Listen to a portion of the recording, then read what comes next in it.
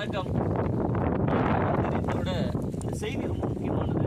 இந்த செய்தி நம்ம தமிழக முதலமைச்சர் அவர்கள் கல்வி நிலையங்கள்ல அறிவுக்கு ஒவ்வாத எந்த ஒரு செய்தியும் கல்வி கூடங்கள்ல இருக்கக்கூடாதுன்னு சொல்லியிருக்காரு. ஐயா அவர்கள் தற்போதுதான் அந்த செய்தியை சொன்னாரு. நம்ம சித்தர் இலக்கியம் ஐயாவுக்கு முன்னாடியே ரொம்ப அற்புதமா அதை பதிவு பண்ணியிருக்காங்க. அந்த பாடல்கள் ஒரு 2-3 நம்ம பார்க்கலாம்.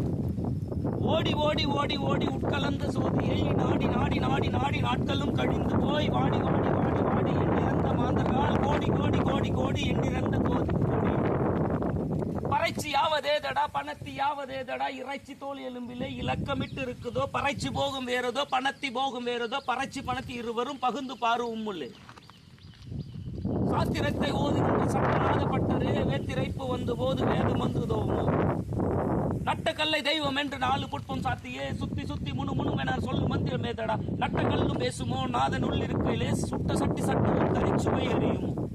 இதெல்லாம் சித்தர் இலக்கியம். அவங்க பேசுற ஒரே செய்திதான், நீதான் கடவுள்.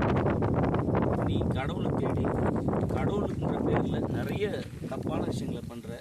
அதெல்லாம் கடந்து உனக்குள்ள இருக்கக்கூடிய கடவுளை பாருன்னு சித்தர் இலக்கியங்கள்ல பேசப்பட்டிருக்கு.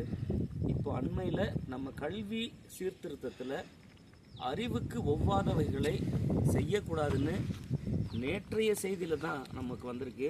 நம் தமிழ் இலக்கியத்துல சித்தர் இலக்கியத்துல முன்னாடியே சொல்லியிருக்காங்க மக்களே, தமிழ் என்றும் பெருமை அறிவு ஆளுமை. நன்றி, வணக்கம்.